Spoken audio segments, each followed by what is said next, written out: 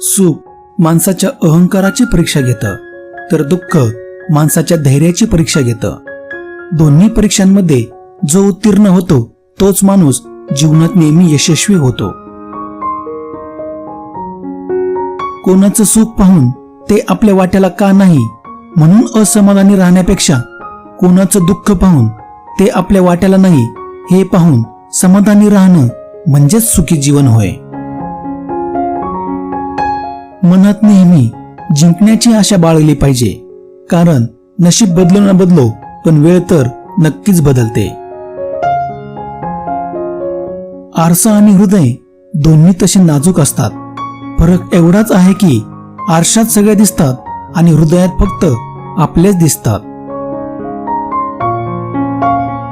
गुणवत्ता नसेल तर कष्ट करून यश मिळवता येते, परंतु जर कष्ट करण्याची तयारीच नसेल तर गुणवत्ता असूनही काही उपयोग होत नाही.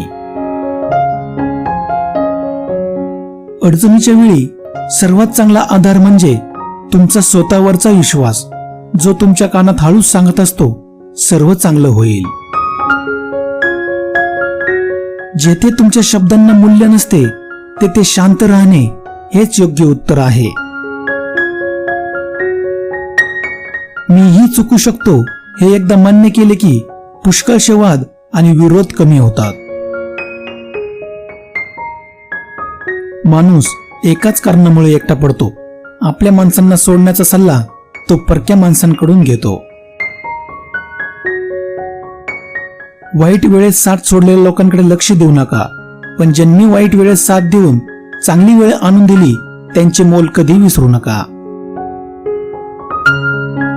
क्षमा करायला शिका, कारण तुम्ही देखील ईश्वराकडून हीच अपेक्षा करता.